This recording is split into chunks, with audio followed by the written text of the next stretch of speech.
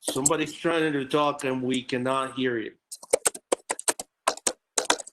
You guys can type in the chat if the audio is cutting off. All right, so welcome everybody. Some announcements today. Please mute yourself if you're not speaking, because the audio obviously filters over. Let me see what we got here.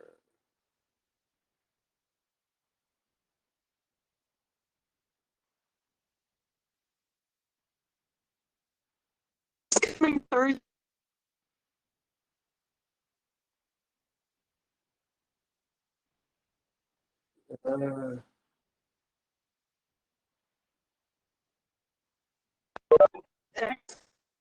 Talk.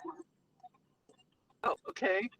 Is that Mara? Okay. Mara, is that you speaking? We're not hearing you clearly. If you want to type it in the chat, it's in, because it's not very clear. Okay, let's start now. Okay, so first announcement: we have incorporated as a 501c3 as of last month. We're gonna be a nonprofit association. This probably should give us a little more power to bring up stuff in the community. We will be making a formal announcement on the next meeting. There will be some people that you guys have seen in the meetings, such as Kevin Tucker, such as Tyler Rohrabaugh, and they're going to be part of our main team for this association, and we're gonna give you some of a little bit of what we're aiming to do, and what we're trying to what we aim to achieve with this association. Obviously, this has been a little rocky because of the pandemic, and we're trying to do our best, obviously. So there will be more information as we come, and there will be more formal announcements as probably next meeting. We need more presentations. We already got one from Daryl. If you guys have any other presentations, please let me know. I am hoping that all of you are either in Slack or Discord. I can put the invitations.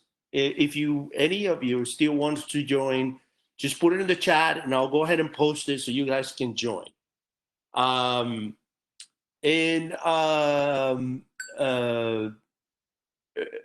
The idea is that you can join the Slack channel or the Discord channel, and we're going to talk a little bit of Discord in a bit.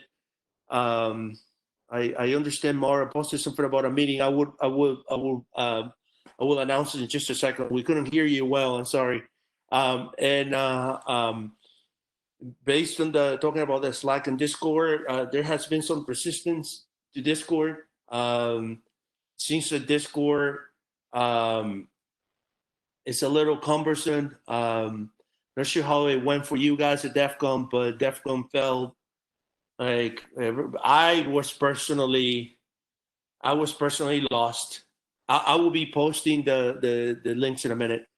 I was personally lost. Many of us were lost. So what we tried to do was basically put a channel. We didn't try to do what we did in Vegas, which is usually we'll meet and say, hey, go here, or this is happening here.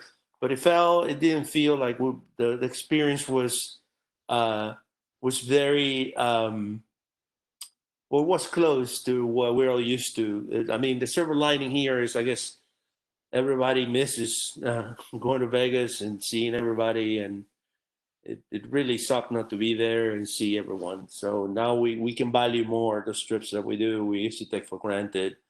So Discord turned into, and this had nothing to do with DEF CON. It has to do with the tool.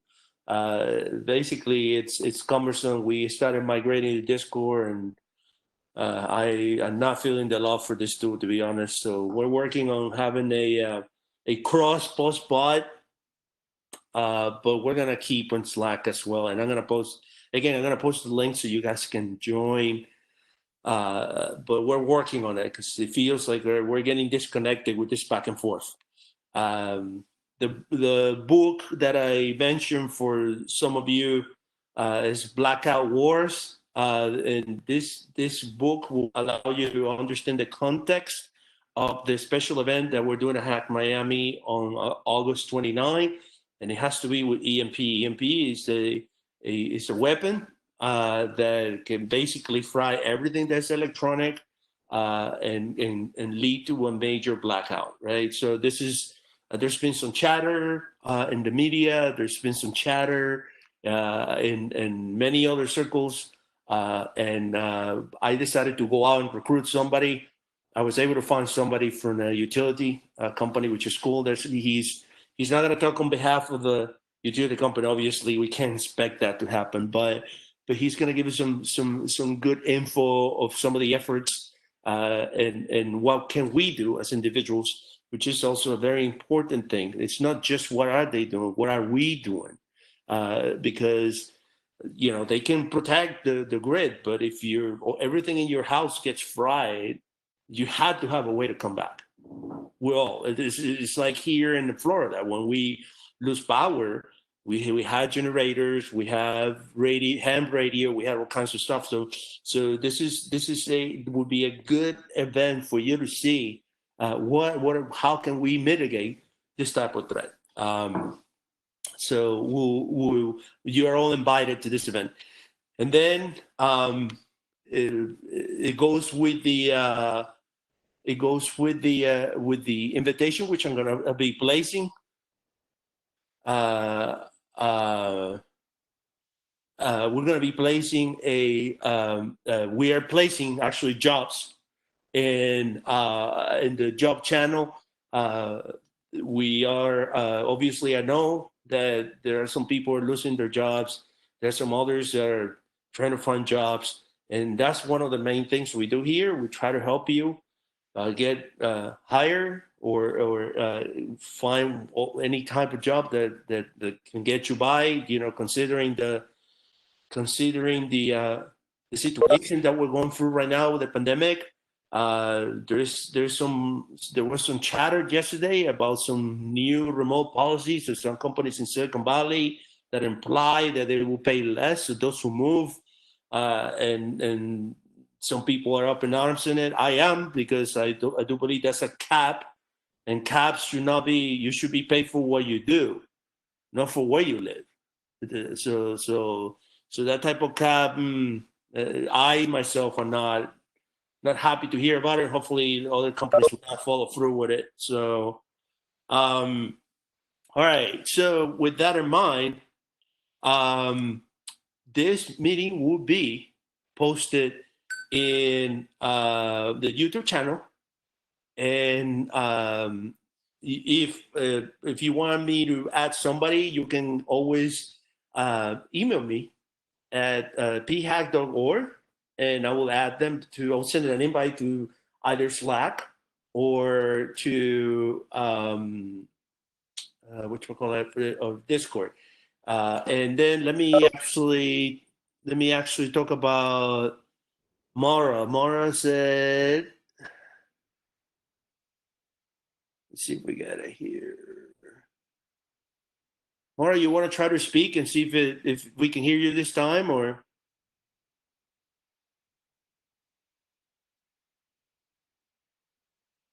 Can you hear me now? Yeah, go for it. Okay, hi. Hold on. I'm sorry. I'll try to send a link. I'm still driving now. Okay. Silicon Valley ISACA organization is going to have Robin Bashcom talk about life science and medical devices. A lot of concern regarding cybersecurity and strategy. And she did a great job with the East Bay ISC Squared chapter this Thursday. She's going to repeat the talk this coming Thursday. ISACA. It's usually from 6 to 7 p.m. It's only an hour.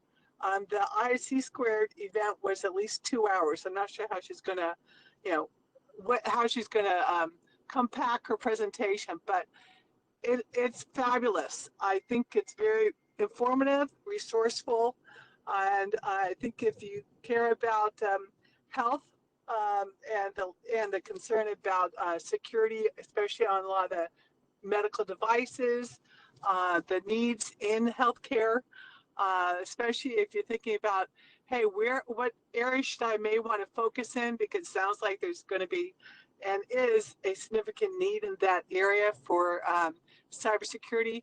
I would go to the website and register. It's free. If and if you want CPUs, they basically pull 4 questions and you get CPUs out of it. It's only during the live performance. Afterwards, they record it. If you're a member, you can get the recording, but you would not be getting your CPUs if you're seeing the recording of it. Okay, there's reference material on the ISC Squared East Bay chapter that has a lot of really good reference material. But anyway, again, go to the website. I will try to send the link when I'm not driving, but I am sort of stuck in traffic going over to the coast. So anyway, anyone has questions, feel free to shoot me off an email. My email is mij650@gmail.com. But I will try to put the link in the chat later this afternoon, while this meeting's going on. Okay. Thank you very much. Okay. If you can send us the link, I will post it. And actually, I can send a message to those who are subscribed to receive messages and Meetup, so that way we can promote it. So thank you very much for the information. Okay, you're welcome. Okay, bye. Right. I'll go back on mute. Good. So I placed the Discord invite in the chat, and let me see if I can get the. Let me get the.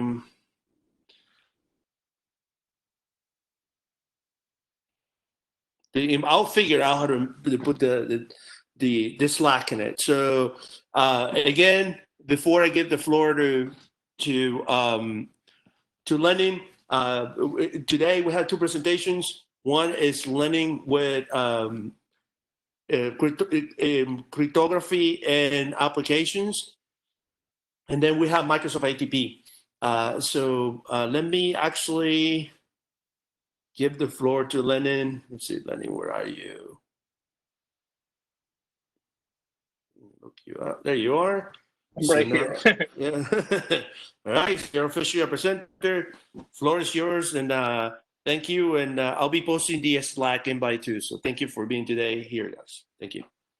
Thank you very much. Let me try to share my screen. Hope this time works. Please just let me know if you can see my screen. Yes. Okay, cool.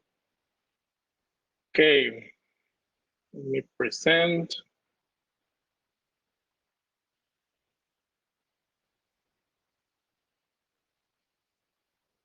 It says loading.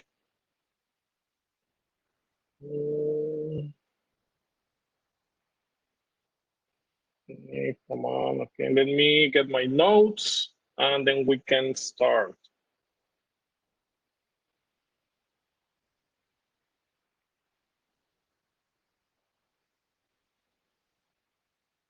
Okay, it seems, yeah, you can all see my screen now? You're good to go. Okay, cool. Yeah, okay, thank you very much for giving me the chance to talk about this. I'm going to talk about use learning enough cryptography for better securing your applications.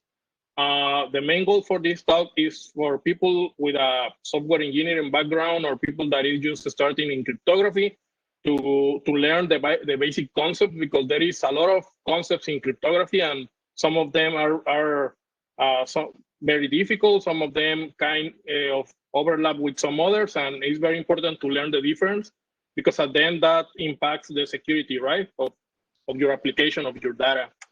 So I'm going to go ahead and introduce myself. My name is Lenin Alevsky. I'm from Mexico. I'm working here in Bay Area. I'm a security software engineer. I do open source at Min.io, a local startup, and I have a very big obsession with cybersecurity. You will see that. Okay, here disclaimer, I'm not a cryptographer. So please, if you have a question about your production environment, please go and talk with your favorite cryptographer. This is just some stuff I have learned over the past 6 months for me working with cryptography, applied cryptography in applications. So, okay. So let's start by defining what is cryptography, right? Cryptography is the practice and study of techniques for secure communications against third-party called adversaries. And we have the basic principles of cryptography that are confidentiality, which means your data can be only accessed by people that is allowed to do that. Integrity, which means you need to make sure the data is not tampered or is not changed. Authentication, it means that when you receive a message, you can validate that the original owner of that message or the people that generate that message is the one that say. And non-repudiation, which is basically once I send a message, I cannot negate that, right? I cannot say, I didn't say that. So this is the basic principles of cryptography. And to achieve this, there is many mechanisms or techniques such as cryptography, hashing, digital signature that will help us to achieve that, right? In this talk, I'm going to focus more on the first two, encryption and hashing. And digital signature is a whole topic that maybe we can talk a little bit at the end or maybe in some other presentation. But yeah, so the encryption, right? Let's start with encryption. So encryption is the process of converting the original representation of information known as a plain text to an alternative form called the ciphertext. And then only an authorized party can decipher that ciphertext and recover the original plain text, right? In general, what you need to know about encryption is, in general, there is two kinds of encryption, symmetric and asymmetric. And each one has like pros and cons, but what you just need to know is that symmetric encryption uses the same key for encrypting and decrypting, while asymmetric encryption uses two keys, right? One for decrypting, one for encryption. So this is the main difference. The next concept, because there is, when I mentioned there is many different concepts, people tend to mix them, and sometimes we assume, like, for example, encoding is a type of encryption, because when we apply the encoding, the result value, we cannot understand that, right? But it's a different thing. So encoding is the process of converting data to another format, and it's usually required for a number of information processing needs, like compiling, data transmission, or storage, or compression, or decompression. But the important thing here is that encoding is reversible. So you can switch between formats. So everybody can, if you get the base 64 representation of a string, you can go back, right? So this doesn't provide security the way we want. Another important concept is hashing. Hashing algorithm is a mathematical function that condenses data to a fixed size. The result is called a hash value, and sometimes hashing is referred as a one-way function, because when you, let's say you want to get the hash representation of a big file or a text or whatever, you will get a fixed length string, and from that fixed length you cannot go back to the original content. This is that's the meaning of one-way function. Another important thing, as I mentioned, is the fixed length. So it doesn't matter how big is the file that you are going to apply the hashing function. You always gonna get the same size depending on what the hashing algorithm you are using. As I mentioned, this is not reversible, and this is deterministic, meaning if you give always the same input, you will get always the same output. So you can think of this as a fingerprint, right? And this is very useful, because sometimes in your application you want to compare files, but you don't want to compare the whole body of the file. So what you usually do is you compare the hashes. The same can be applied for passwords, right? On a platform, when a user logins or sign up, you as a developer, you will never store the plain text of that password. Instead, you will store a hash representation of that password. So the next time the user comes to your application, you will calculate the hash, and then you will compare, right? The next one is called obfuscation. This technique is start a little bit of a security layer, but again, it's not enough. So obfuscation is a mechanism for making something obscure or dark or very difficult to understand. And this is mostly used when the user has access to see the source code. For example, nowadays it's very common single-page applications, and application has a lot of logic in the JavaScript. So when you go into a server, when you do a request to a server, you download the application into the client using your browser, and you can see the whole source code. So usually people want to protect that, and they use obfuscation. So in this example, I have this JavaScript, and then I apply the obfuscation function, and I end with something like that looks like very weird, but still is code that can be executed by the browser. The thing with obfuscation is that it can be reversible, right? So usually this is very popular in CTF. You get a obfuscated code and you need to reverse engineering. And this can be also done in an automated fashion, but it's not call it security by obscurity. And finally, the last concept is data masking, which is very related to the previous one. But in this case, data masking is being used to kind of protect data or censure some pieces of information by replacing some pieces of information, right? The main reason for applying data masking to data fields is to protect data that is classified, like, for example, personal information that can identify you, or sensitive personal data, commercially, whatever, right? But the information need to remain usable, used for developer purpose or testing purpose.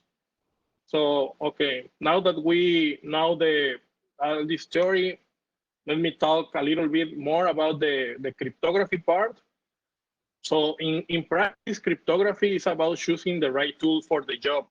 And when it comes to building and protecting our application, the most common tasks that we will face are encrypting data blob or a data stream, exchange secrets with a peer, verify that some data blob or data stream is not modified, that's integrity, verify that some data or data stream has been produced by someone in a specific that authentication.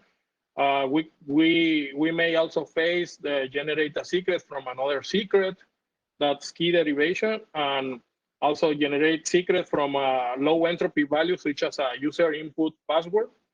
So there are out there many cryptographic mechanisms that will make our life very easy when it comes to application security, and we need to learn how to pick the right tool for the job. I'm not saying that we should completely ignore the theory and just jump directly into the practice.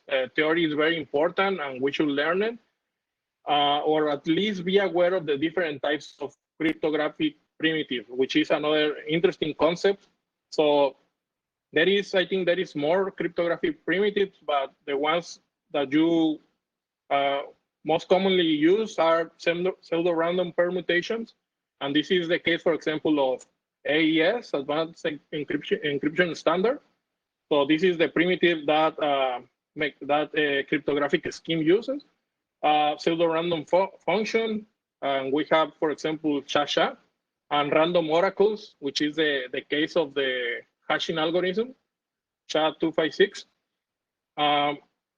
Modern cryptography algorithms usually follow a more theory-based approach when it comes to achieve its goals and test the security. What does this mean? Like that means that they usually do that by reducing the security relative to the primitive they use. And it's very common to read things like this. Like, for example, the scheme X achieves the security goals A and B and C if the underlying primitive Y is in fact a K. What does this mean, right? This means that primitives usually have a condition in the form of a mathematical proof of a very hard problem to solve, like, for example, the prime factor of the representation in the RSA, asymmetric cryptography, or the discrete logarithm problem from the Diffie-Hellman key exchange algorithm. So therefore, if you want to break a cryptography scheme, you will first need to break the assumptions used by the primitives, right? If no one can do that, then it's safe to assume that the cryptography scheme is secure to use. So this is how it works in real life, right? People try to attack the primitives and break the assumptions. And of course, this will depend on what primitive are you breaking and what's the assumption. So, okay, enough about the theory. I will show some examples. Like, for example, let's say you in your application, let's say you have an application that calculates the HMAC signature of a message using a password provided by the user. This in the first example, this works, but there is a problem with this approach, which is calculating the HMAC is very trivial. With the help of a good dictionary, an attacker can easily brute force the password. And if he succeeds on obtaining the original secret, he can impersonate the user of your application. So how can we fix this? How can we make it more secure? We need to add an extra step. So in order to make the job for the attacker more expensive in terms of time or computation and memory resources, the recommended approach is to use a key derivation function or a password-based key derivation function when deriving a key from the user. So just make sure in your application that whenever you receive a piece of information that you are going to include in some cryptographic process, run the password-based key derivation function. And this is an example. It's actually pretty easy to do it in Go. Go has this crypto library that you can implement in your programs, in your applications, and you can do it like in one line of code, right? And the takeaway for this example is that in general, we have to distinguish between deriving a key from a high entropy source, like a cryptographic key, or from a low entropy source, like a password. If it's a password, there is the password-based key derivation function that we can use. And the main goal for this is make it difficult for an attacker to break your application, right? And make it useful for you, for your users, to generate whatever process that your application needs. The next example is the data integrity in your application. And preserving data integrity is a crucial part when working with information. The easiest way to achieve this is using encryption. But however, sometimes you don't want to encrypt the information because encrypting and decrypting is a expensive operation, and you only want to you only are interested in the integrity part. Then the most straightforward solution for this is HMAC with random oracle. And in this example, this is what I'm showing, right? That there is a shared secret, and the user Alice is sending a message, and then is calculating the signature based on that shared secret. And if he intercepts that message, of course, because of the message is traveling in plain text, she can modify the information on that message, but then the signature will not match. So with this, we ensure that integrity. And again, in Go, it's very easy to do this. We have the HMAC library, part of the native libraries, and you can also do this in 2 lines of code. So all these functions, I'm going to put it on GitHub in case you are more interested on looking at it. But it's very easy, right? And then the last one is data confidentiality, right? Basically data encryption.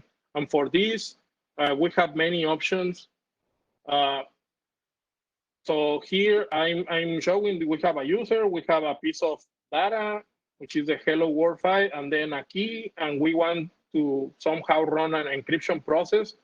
And then if a malicious user comes and see, the data will make no sense, right? Because he cannot read it because he doesn't have the encryption key. So here we need to consider that usually symmetric cryptography schemes are better for encrypting data or data blobs or data stream versus asymmetric schemes because of performance advantages. The recommendation here is to use a thing that is called authenticated encryption or authenticated encryption with associated data. So here in this example, I'm using AES GCM, but you can also use another one that is called SHA-20. Authenticated encryption with associated data will in generally provide the confidentiality and also authentication. So this is why it's better to use this kind of cryptographic scheme that use plain AES or DES or whatever other mechanism that only encrypt the data. And yeah, this is the example of how to decrypt the data. So can you see it's very, very, very easy to do it in Go. And yeah, the summary for these examples and for all the talk that all the stuff I was talking is the main goal is to learn how to pick the right tool for the job, right? Once we know the requirements of or the nature that we want to achieve, we can select what is the best tool.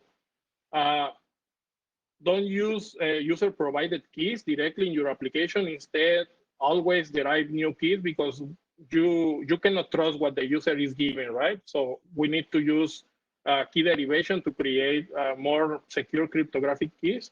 And the third one is there is most of the time a ready-to-use best practice solution for the things that you want to do. So don't implement your own cryptography, right? There is a lot of good resources, a lot of code that has been very formally verified that works and is mathematically proven, that is free to use and you can implement in your solution, in your product. And yeah, as I was saying, learn the difference between encryption, hashing, encoding, obfuscation, and data masking. And base 64 is not encryption, right? So this is very important to achieve security in your applications. And here are the resources that I've been reading during the creation of this presentation.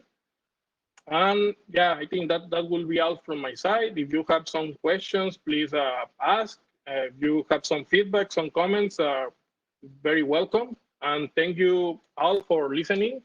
And thank Rod for this space. Hey, thank you, Lenin. There is a question from Day. What is the difference between AES GCM and AES? GCM, I don't remember exactly what it means, but what I remember is the way the process, the mechanism they apply when processing each blocks. So AES is a work in blocks, and they applied a different cryptographic permutation on that block. So I think GCS apply a slightly different process. So yeah, I don't completely know the details of the algorithm, the cryptographic scheme, but most of the difference that you will see is like the way they achieve the way you will see some changes in the primitives, right? Or the way they do different things. Like for example, SHA-1 and SHA-2 is two different families, but SHA-2 is the difference between SHA-1 and SHA-2 is the way they calculate the internal state. So in AES and AES GCM, is something very similar.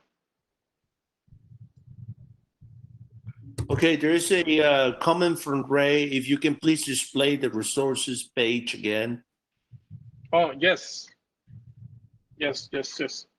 Yeah, it's a, okay, yeah, this is very, very basic material that has like a very, very basic foundations, but it helped me a lot to clarify some concepts. And every time I forget like a concept, I go back and read again and again. So there is this material, and also in Coursera, I think there is a course called cryptography 1 and 2 that is I recommend it a lot, because you will learn more in detail, like a more formal education of the basic foundations of cryptography. So there is a lot of resources out there to learn this thing. And again, if you want to do applied cryptography, which is the thing I'm working right now,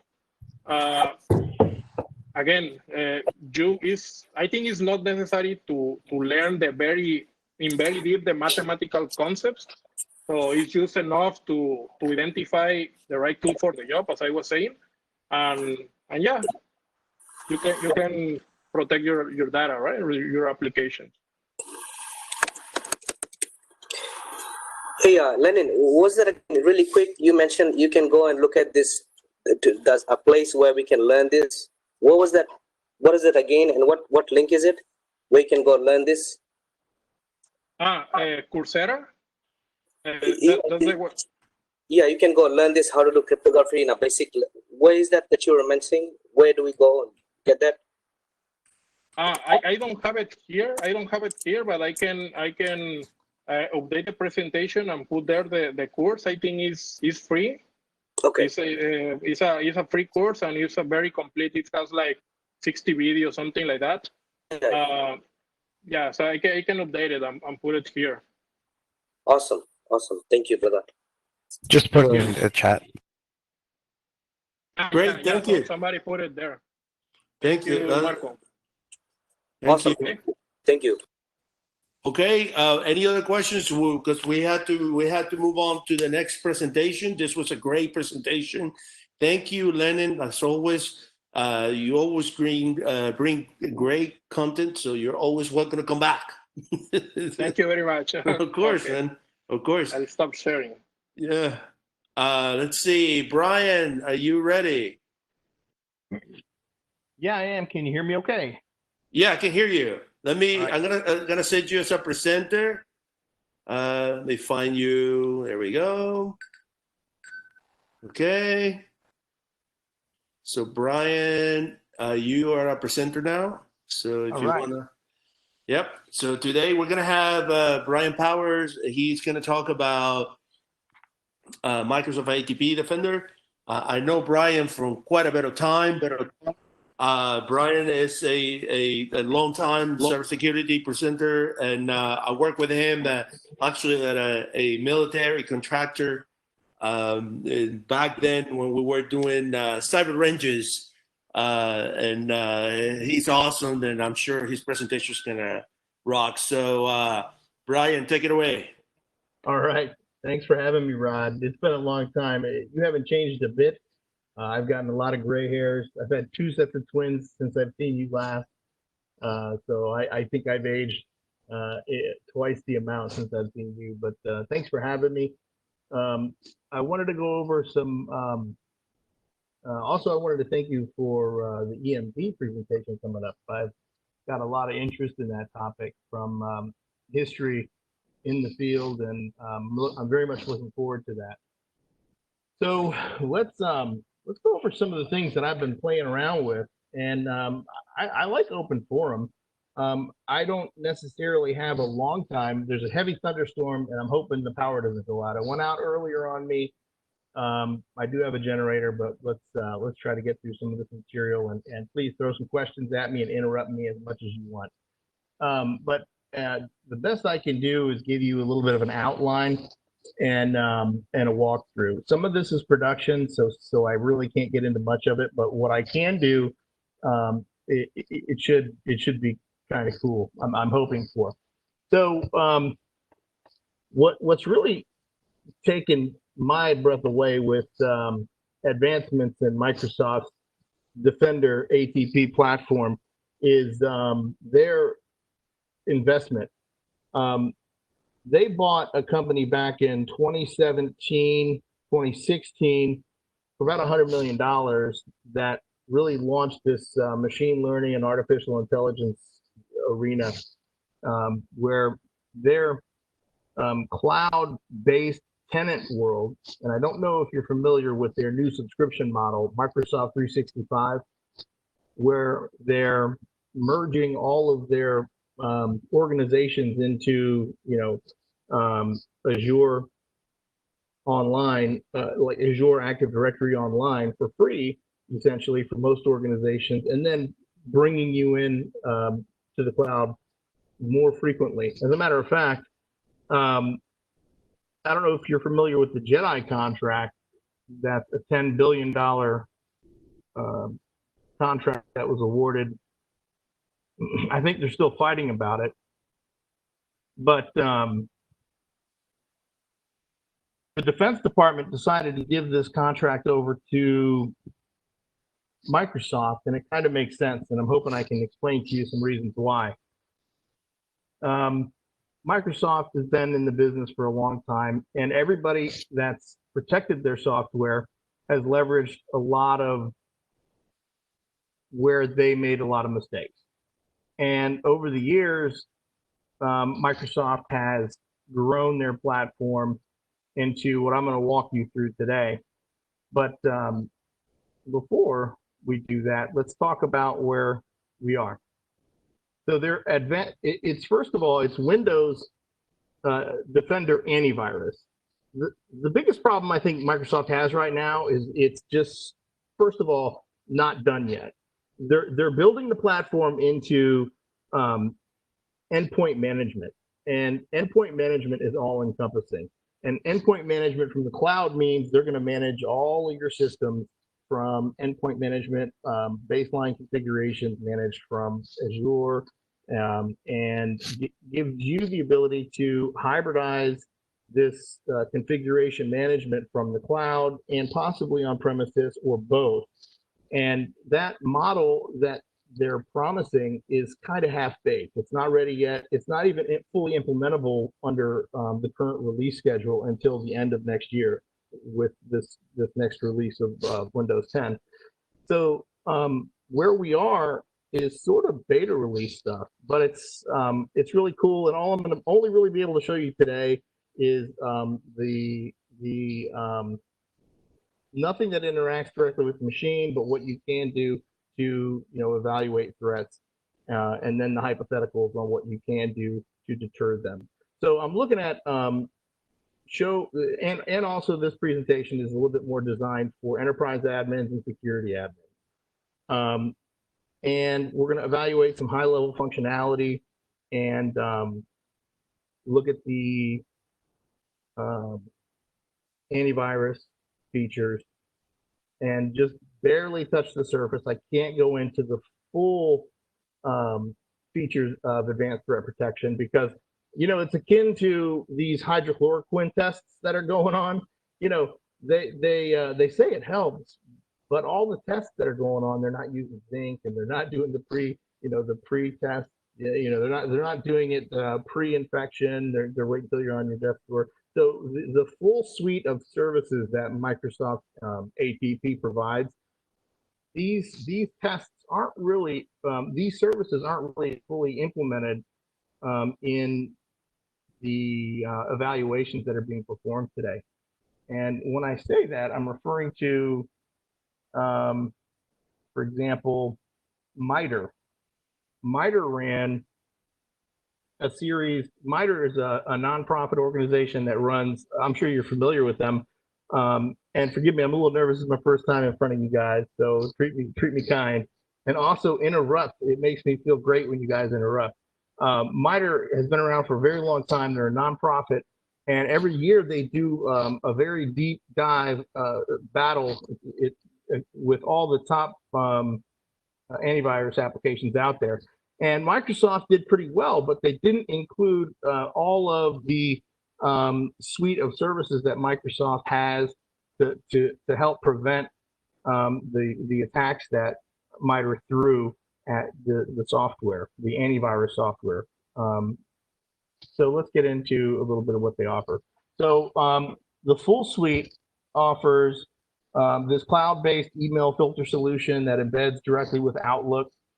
It also helps you through Edge today to identify you on your network as an individual in your domain and protects you with behavioral analysis. If you click on a link and you try to log in, it'll protect you not only because it knows you, but it's got a safe link component that'll identify the link as a bad link, and not at the network layer block that link on Edge, and then train all the other Edge browsers in your tenant to block that particular URL.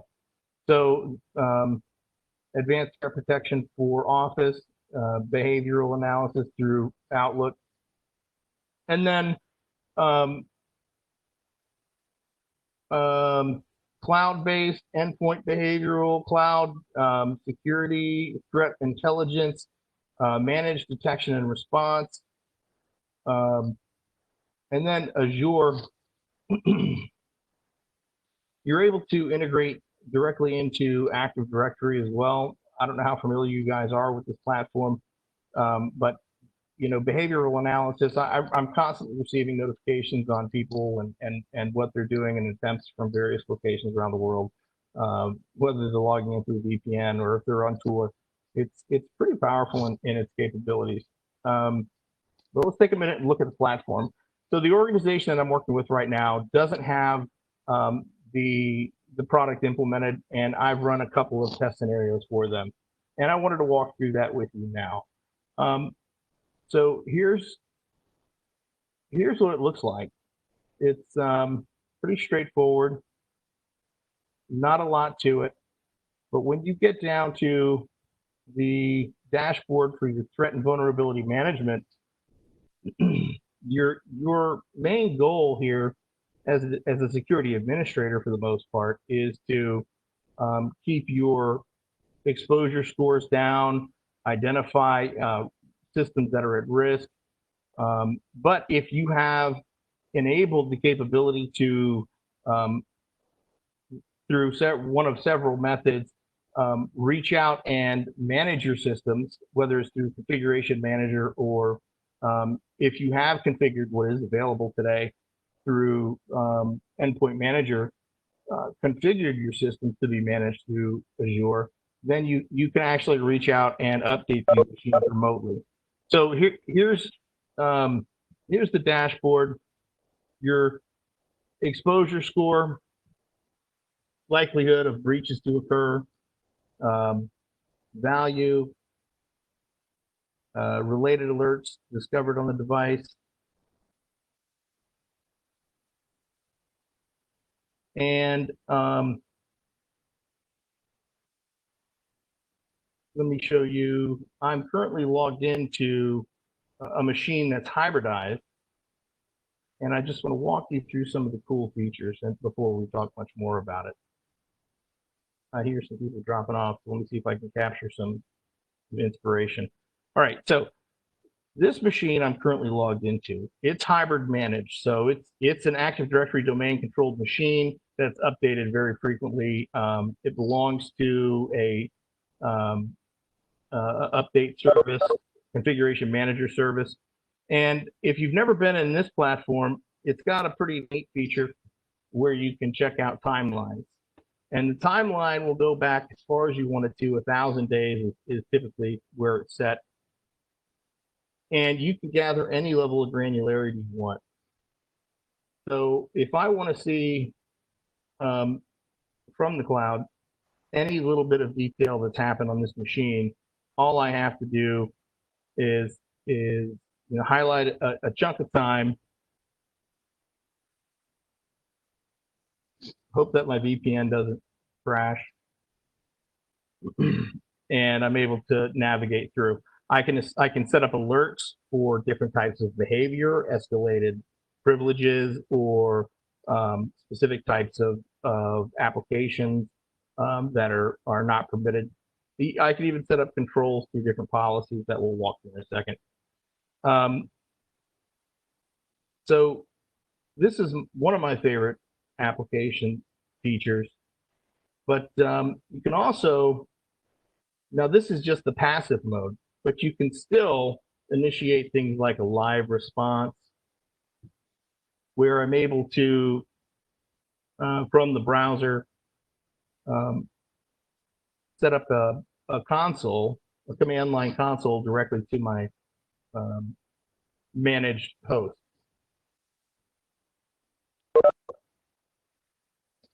So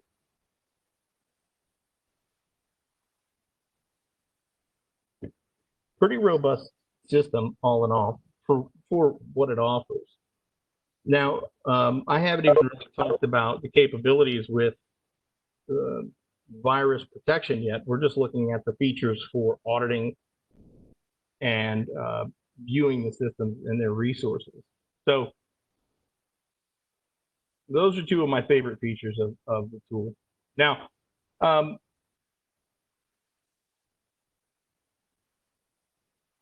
vulnerabilities, you can have, I think the theoretical limit on this is not yet really discovered because you can provision it in a number of ways. But one of the things that I find most valuable is their ability to leverage new and emerging threats from all tenants. So literally any Microsoft tenant that's out there, if they've found a new 0-day or some kind of vulnerability, they're able to share that across all tenants relatively near real time. So it's fairly quick in that respect. I've seen them flag, for instance, the last CVE that showed up with Chrome, it was out the same day, probably within hours of it being posted. So I'm actually pretty impressed with this tool.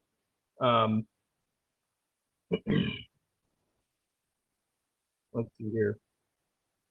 Now, one thing I haven't been able to set up for this particular client yet is the very powerful remediation feature. And that's what I was hoping to be able to provide you today. I was working on it this afternoon. There's a lot of missing parts to it for this org.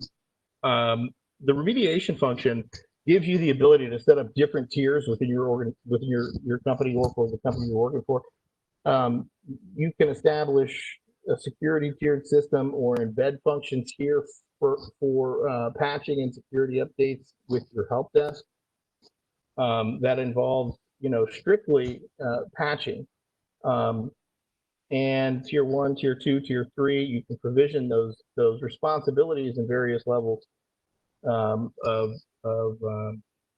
functionality. Software inventory across your organization is also pretty fantastic. At a glance, real time across your company, one portal. And now, I think one of the most important things for a lot of organizations is identifying that this stuff comes with a $59 a month subscription, and it's less if you're E5 or a college or an educational institution, right? So here's your subscription model, and so if you're an E5 subscription, you're able to receive all of these features, at that cost, and then an additional $20 a month per user, and each user has up to 5 licenses for each machine, for 5 different machines, and that includes Linux, Apple products. And yes, this antivirus solution does work with Linux on various file systems fairly well.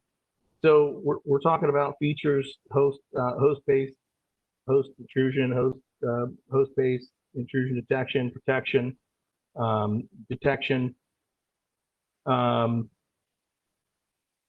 Pretty decent tool for the money.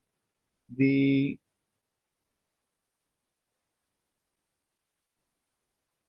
full disk encryption capabilities are all manageable through here.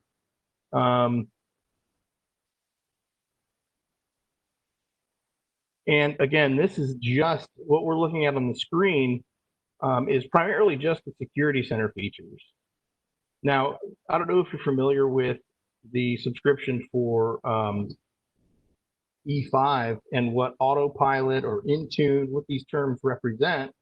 But with the Microsoft 365 subscription, you receive the ability in this E5 subscription to utilize, one license and be able to deploy through the cloud to you basically can send your user a laptop and an email address, and autopilot, this platform will perform the rest of those features. So the configuration is all policy driven, as it would be in an Active Directory domain controlling world. So, feel free to, jump in there with any kind of questions that you may have. But your endpoint security baseline configurations are sort of what you'd find in Active Directory. What they're doing is provisioning out things like, network time protocol, and they're throwing them into your security baselines. The things that would typically be baseline configuration items, they're moving them into security baseline configurations, and they're kind of moving away from this Active Directory domain controlling on-premises idea, and they're moving into, or they're actually really trying to move organizations away from even a hybrid managed idea. It would appear it looks like it's in their future business model, even from some of the things I'm reading. There's a gigantic push for many organizations to move into the cloud, and I'm receiving a lot of calls for disaster recovery. It's another reason I'm really interested in the EMP brief that's coming up here pretty soon. But as I was mentioning, the antivirus application is just a small component of the overall advanced threat protection tool, and it marries with many features. It marries with information protection. It marries with data labeling across different platforms, and this tool called WIP, for example, which prohibits you from copying and pasting across different types of applications. It's pretty interesting. It breaks a lot of things too. It can be frustrating in that regard, but I'm seeing a lot of push to move many clients in this direction. So, one of the reasons I reached out to Rod was just to see what the interest was for my own sake. I was interested to see how many people were really, kind of motivated into learning more about this on their own before I spent a lot of time investing myself in this technology to determine whether or not I was interested in mastering it. I find that I can make anything work within it that I need to, but I'm not necessarily a master yet, right? That would take a little bit more work on my part, but it is quite unique. It's not that challenging to deploy. As a matter of fact, I started to set up a deployment locally to try to walk through with you guys quickly, but it failed, of course. So I'm unable to do that with you, unfortunately. But I wanted to show you what are the challenges. Oh, I see some questions popping up, but I'm missing them. Let me see if I can find those. Anybody want to? The other thing is I'm a link guy.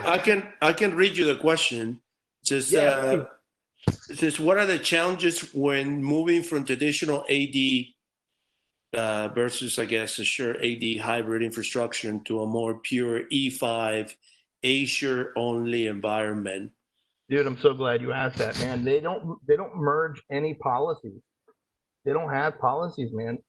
So if you're an org, and also you have to query Azure AD and your on-premises AD. They don't marry one-to-one. You have to write queries, and those queries are complex, and it's driven by this thing called AD Connect, and that's a whole course in and of itself. And the permissions, just to have the permissions work for the software, you have to be a local. You have to be a local domain enterprise admin. You have to be a global owner for your E5 account, which means if you walk into a company and you want this to work, you have to you have to be the owner, or you have to have owner level permissions to get this thing to work right, and it's a pain, you know. So I find that if you end up in a situation where like me, where you're dealing with clients, man, make sure they know to think about it ahead of time. As a matter of fact, Microsoft set up a whole framework to try to sort out this problem ahead of time. And I've got a list.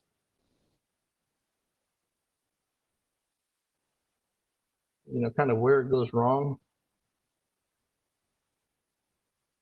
They built a whole framework around the idea of that question, because this client, oh, it's terrible. So,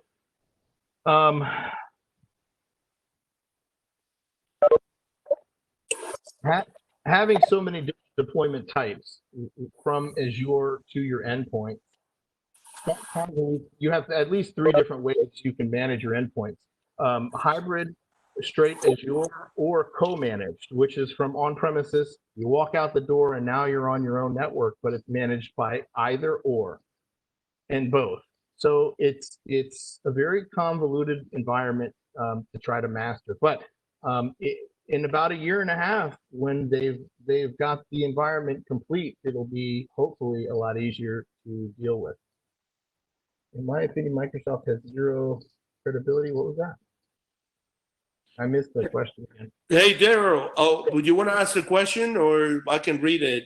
Yeah, and again, to Rob and to Brian, this is really very good information, because I've been actually struggling for many months contact Microsoft for this, because my work and my guys are very impacted by this. I'm not sure if anybody from my work is on this too, but first and foremost, Brian, would you mind sharing that website that shows the breakdown of the license? Because I am a state and education entity, so we are looking at G3 to G5, but actually we have something called academic, like there's G3, G5, E3, E5, A3, E5.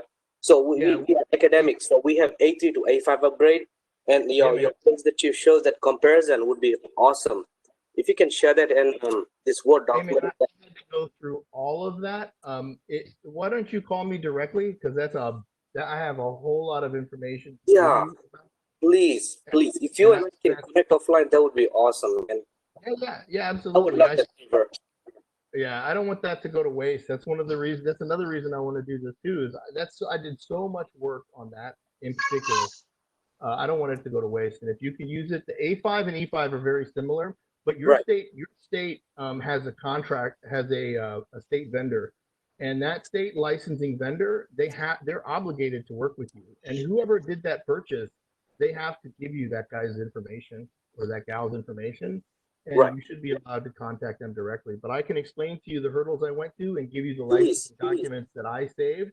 Dude, I spent 3 days and nights reviewing all of the licenses to understand this convoluted issue. What it boils down to is you need a license for the machine, and you end up needing a license for the user, unless you use Intune for education and you do it correctly, which is the way that Microsoft wants you to do it from the cloud. And all state-run organizations want to keep their bloated IT infrastructure. This is a $5 to $6 million IT infrastructure, annual budget just for their IT infrastructure. So they're never going to come down off of that platform. So they're kind of forcing me to help them along, but they don't really want change. So it's a very convoluted issue. But I'm more than happy to help you out, man. I got a lot of intel on that stuff. Thank you. Yeah, that'd be a huge favor. Yeah, awesome. If you can connect. Thank you, Rob, for bringing Brian on this, man. Of course. But Brian, I have a question. Is this running? Is this an agent that you have to deploy in addition to everything else, or? Well, yeah. Let's take a second and look at the endpoint. It has a sensor that runs locally, and it is an agent, right? So it's this security center agent, right? So I ran a query of it to make sure it was still running, and so this query, I ran the security center query sense. And here it is. It says, all right, hey, it's running its own process. It's not stoppable. You can't pause it. and it ignores all attempts to shut it down. So this, in this instance right here, on this machine, it's very unique because this organization runs a primary called Cisco AMP, and Cisco AMP is a great question. Cisco AMP costs like $80,000 a month, and they can't move away from it for some of the features that they use at a network level. And so it's interesting, but I was able to talk them into running it in passive mode so that they could learn from the experience of what Microsoft offers. So they're trying it out, and it turns out that if you want to use all of the other features, you have to use Windows antivirus first.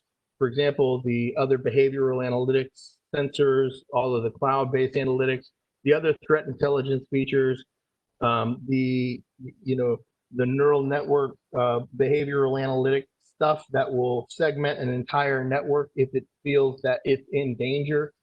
Those type of things, those managed detection and response, that part of ATP when it's configured correctly, that threat response mechanism, those things, you need to have ATP antivirus running as your primary. And Microsoft's made it very clear right here. You can turn it off and run any antivirus. This is probably a class action suit that took them there. You can run any antivirus you want to. These are, do you want to run it? Yes or no? These are the repercussions. Maybe I can bring this site up. So does this has any relation with Sentinel, or is this a different interface? On the machine or in the cloud? From the management perspective. Well, so overall, the management perspective is this. Microsoft Endpoint Management Admin Center. And in the future, it's all going to be Endpoint Manager.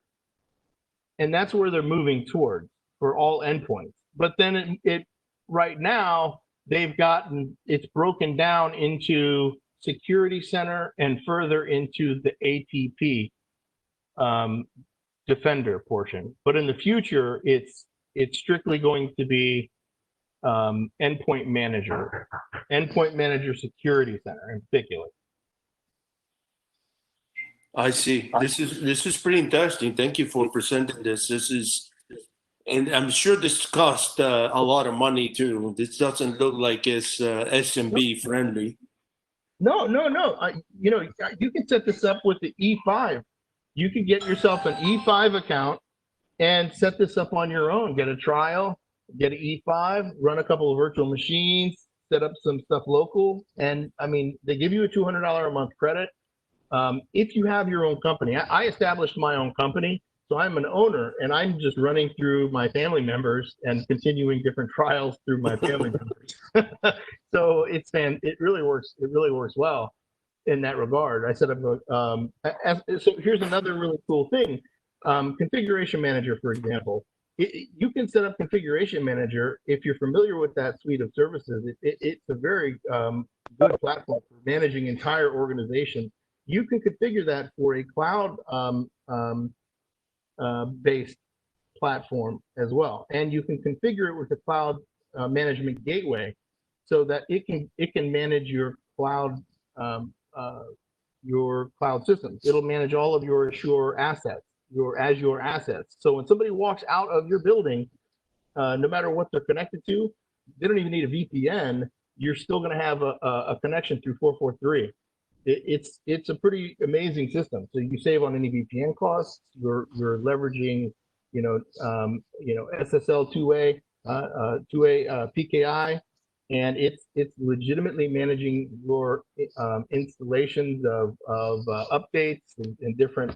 Especially now with COVID and people working remotely, they're really making advancements in this technology. But I like the terminal. The terminal when you did the remediate or action, I think it was, that you were able to open the terminal on the client. That was pretty cool. It reminded me, I think Carbon Black has something similar. Oh man, I'm so disappointed because I really was excited to show you the full remediation features, because you can drill down to where you can install MSIs and different applications directly on the system, but there's a lot more work that has to be done with this tenant in order for that to happen. Yes. Here's another question. Yeah. With Defender ATP, does Microsoft provide direct support with the implementation, malware analysis, and forensic, or this is done by a Microsoft authorized reseller? Oh, that's all you, and they will help you. That's all based on you. All of the other tenants in the world that are contributing to this machine learning and artificial intelligence beast that they have under the hood. And you can call them for direct support. They're investing $1 billion a year into this infrastructure to become best of breed. A long time ago I lost all faith in them, but I've through this process I have regained any sort of through this process I have kind of regained any faith lost because of what they've accomplished. With respect to cloud-based endpoint management. There are some Ignite presentations, and I'll make this presentation flow available to you. But there are some Microsoft Ignite presentations made available in the last year that walk you through, these beta released features that they're moving to market rapidly. The subscription models are by far the way to go. And the government, the reason why JEDI is a $10 billion project that is going to Microsoft, it's already approved in DoD, by the way, is because of this implementation. This implementation where you can push updates from the cloud remotely, securely to endpoints across any network, across any boundaries, is by far probably the coolest thing that I've seen in a long time. Yeah, this looks like that I at one point in my career I administered a lot of endpoints, and this looks like it would have helped me save a lot of traveling. Yeah, I wished I had bookmarked a couple of these. Oh, here might be a good part, but I haven't bookmarked. So currently where they are. They don't have the full endpoint management integration available where you could basically RDP into an endpoint from anywhere. But what they do have is a desktop analytics with the ability to pivot into real time to view what the users got going on their system and to uninstall, add features, and it's pretty intense for endpoint management. It's pretty intense. So they're integrating help desk and also the features of security engineers, right now as we speak. I think I lost my VPN. Yeah, my VPN's down. Oops. Yeah. No worries. All right. So, but with that, that was the demo. yeah. So we'll see if that comes back online. Anybody has any other questions? Yeah. Hey, I have a question. If it's okay. It's pretty cool that you mentioned, because in my previous job I was running EC2 instances, and the endpoint protection I put, which is in of course purely cloud AWS mode, was Trend Micro, and I know Trend Micro and CrowdStrike runs pretty much intense as a very powerful EDRs in their cloud environment. Now, just to take a step back here at my work, we have Defender ATP. Of course, this what I took over from my work at a workstations level, and so once we go cloud, and should we stand up our EC2 instance? Is Defender ATP also has the same capability to go EDR, just like in comparisons to what Trend Micro CrowdStrike is, or is Defender ATP more best kept as the local level as in-house? a workstation-based endpoint. I'm not sure even if it, to my prior question that I posted, even if it is considered a full-blown EDR. So I'm kind of in a dilemma with that, and I thought you could fill me in, because when I ask this question to Microsoft, they give me like a hail sales pitch, which doesn't help. Yeah, they're not there yet. No, they're not there yet, but I think they will be. And what they're doing is actively building problems for their competitors, and they're going to get sued. I guarantee it. I'm already seeing it with some of the things they're doing. They're built. I don't think maybe they're not doing it on purpose, but with the new releases, they're either they're cutting corners or something, because I'm noticing that, for example, Tetra is Cisco's AMP's offline scanning implementation, and it will destroy your system if you try to leave it implemented with Defender, even in passive mode. So, there's some things that are starting to not play well with the later releases of Defender anything, and it's just kind of interesting.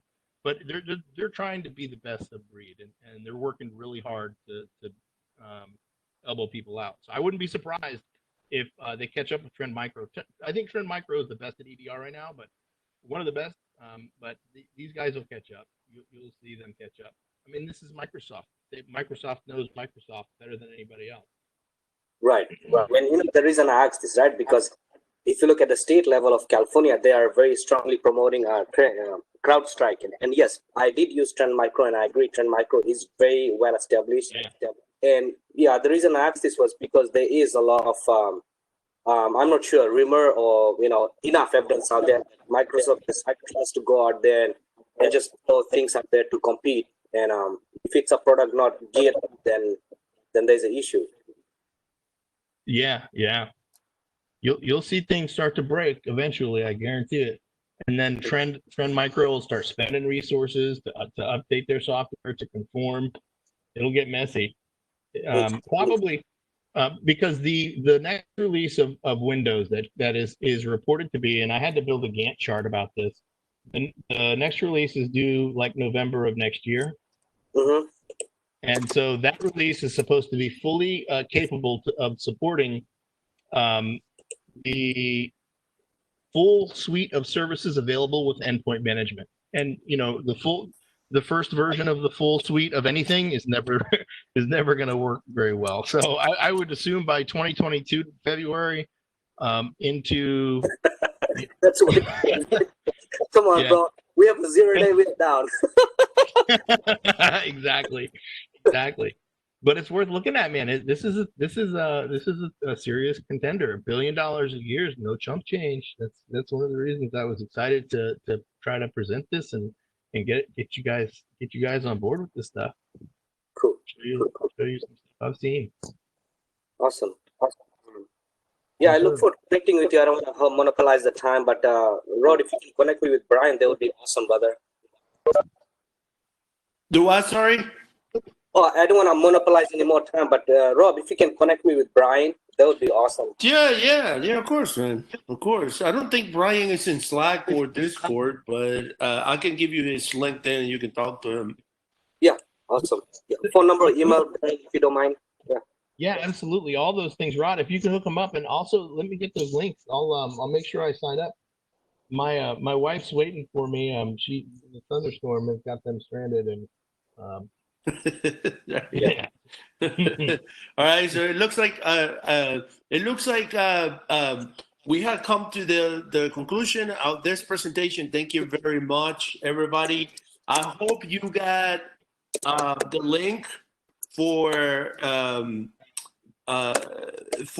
joining Slack and Discord. Please make sure you join and continue the conversation. Keep engaged. And is that send me? Okay, I will send you my email right now. And yes, guys, keep the conversation. Stay in Slack and stay in Discord. Please give us feedback. Again, I don't know what to make of this Discord thing. It's been a disaster, quite frankly. And I've been thinking about even rolling it back. please stay in touch, and we already have a meeting for September. We have a meeting for October. We have Daryl presenting in October, and then remember we have the EMP attack preparedness on August 29. So I will see you guys soon. Thank you very much. Thank you so much. Thank you. Thank you, guys.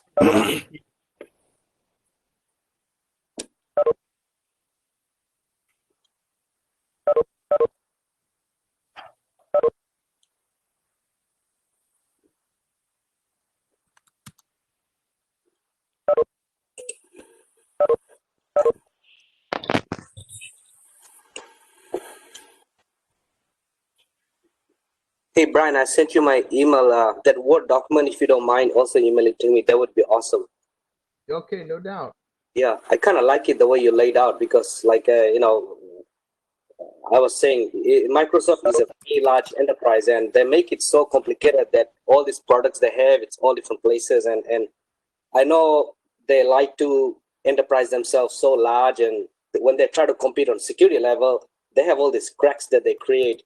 So sometimes it's really a big